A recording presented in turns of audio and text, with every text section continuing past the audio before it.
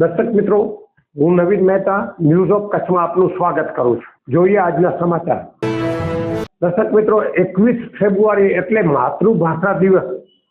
આની ઉજવણી દરેક જગ્યાએ થાય છે અને માતૃભાષાને કઈ રીતે આપણે એને વધુ પ્રચલિત બનાવવી આ સમયમાં એ મોટી ચેલેન્જ છે. પરંતુ 21 ફેબ્રુઆરી એટલા માટે જ માતૃભાષા દિવસની ઉજવણી કરવામાં આવે છે.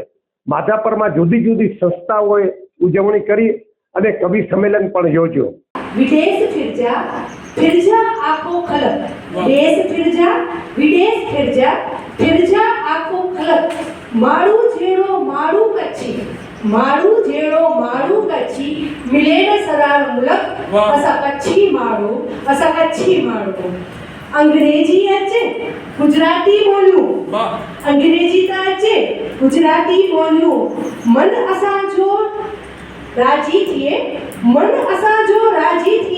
करियूं कच्छी में गालियूं हा असी कच्छी मारू. Gujarat Sahitya Akademi Gandhinagar, Lions Club of honest તેમજ અભિનવ વિકાસ ટ્રસ્ટના સંયુક્ત ઉપક્રમે માતૃભાષા મહોત્સવની ઉજવણી કરવામાં આવી. આ ઉજવણીના ભાગ સ્વરૂપે કવિ સંમેલનનું આયોજન કરવામાં આવ્યું હતું. કાર્યક્રમની શરૂઆત દીપ પ્રાગટ્ય દ્વારા કરવામાં આવી હતી. મુખ્ય અતિથિઓને પુષ્પગુચ્છ તેમજ શાલ દ્વારા આવકાર્યા હતા. સાથે કવિઓને મોમેન્ટો આપવામાં આવ્યા હતા.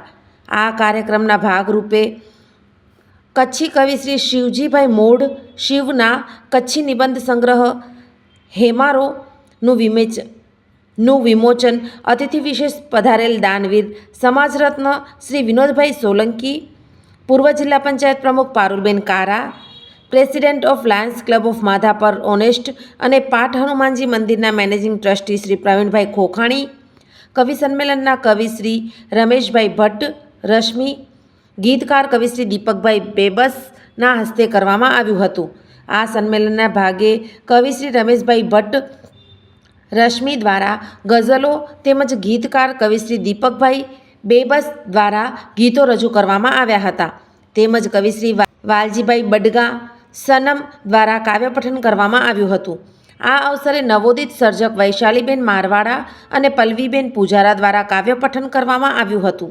આ અવસરે લાયન્સ ક્લબ ઓફ માધાપર ઓનેસ્ટના સભ્યો, ઝોન ચેરમેન લલિતભાઈ, અશ્વિનભાઈ સોલંકી, નીતિનભાઈ ઠક્કર, ધીરુ મહારાજ, શાંતાબેન ખોખાણી, અશોક માંડલિયા, દર્શન જોશી, પિયુષભાઈ ઓઝા, નારાયણભાઈ હિરાણી, વાલજીભાઈ પટેલ, દમયંતીબેન માધાપરિયા, હરીશભાઈ સેગાણી તેમજ અભિનવ વિકાસ ટ્રસ્ટના પ્રમુખ મયુરભાઈ રાઠોડ, મંત્રી શ્રી દીપાલીબેન પંચોલી સાથે કારોબારી સભ્ય પૂર્વીબેન ભટ્ટ પણ હાજર રહ્યા હતા.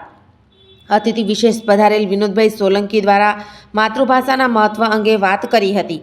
તેમજ પૂર્વ જિલ્લા પંચાયત પ્રમુખ પારુલબેન કારા દ્વારા શિક્ષણ તો માતૃભાષામાં જ હોવું જોઈએ એ અંગે પોતાના અંગત વિચારો રજૂ કર્યા હતા. લાયન્સ ક્લબ ઓફ ઓનેસ્ટના ટ્રસ્ટી શ્રી પ્રવીણભાઈ ખોખાણી દ્વારા માતૃભાષા મહોત્સવની ઉજવણીની સરાહનીય કાર્યને બિરદાવીને અકાદમીનો આભાર વ્યક્ત કર્યો હતો. કાર્યક્રમના અંતે ભોજનની વ્યવસ્થા રાખવામાં આવી હતી. સંચાલન પલ્લવીબેન શેઠ દ્વારા કરવામાં આવ્યું હતું. તેમજ આભાર વિધિ ચારણિયા નયનાબેન દ્વારા કરવામાં આવી હતી. સોફ Kutch power by Opal electronics, LG best shop, Vijaynagar road Bhuj, Rambag road Adipur. Power by KC jewellers, latest fashion ડિઝાઇનના ઓર્નામેન્ટ્સનો વિશ્વાસપાત્ર શોરૂમ, હોસ્પિટલ રોડ ભુજ. દર્શક મિત્રો, આ હતા આજના સમાચાર. આવતીકાલે ફરીથી મળશું. ત્યાં સુધી મને રજા આપશો. નમસ્કાર.